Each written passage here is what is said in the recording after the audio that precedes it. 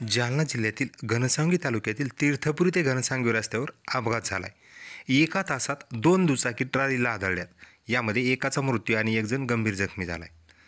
आज रात्रीच्या अंधारात लिफ्ट नसल्यामुळे या अपघाताची भीषण पुनरावृत्ती होते।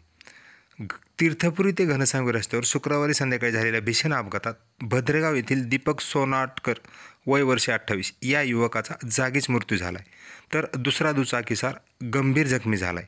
तनवाडी शिवारात ऊस वाहतूक करणारी पलटी झालेली ट्रॅक्टरची टाली क्रमांक MS23Q2318 रस्त्याच्या कडेला रिफ्लेक्टर वा इशारे न लावता उभे असल्याने दोनही दुचाकी त्यावर आदळल्यात। रिफ्लेक्टरच्या अभावामुळे परिसरात अपघाताची मालिका वाढत असून नागरिकांनी साखर कारखाने व प्रशासनाने कठोर उपाययोजना कराव्यात व या अपघाताच्या पुनरावृत्ती ज्या आहेत त्या टाळाव्यात अशी मागणी जोर धरत आहे। दरम्यान या अपघातामध्ये दीपक सोनाटकर याला तीर्थपुरी येथील प्राथमिक आरोग्य केंद्रामध्ये दाखल करण्यात आले होते, तर दुसऱ्या जखमींना घनसावंगी येथे उपचारासाठी हलवण्यात आले होते। घटनास्थळी तीर्थपुरी पोलिसांनी जाऊन स्थळ पंचनामा केला असून प्रेत उत्तर तपासणीसाठी तीर्थपुरी प्राथमिक आरोग्य केंद्रात दाखल करण्यात आले।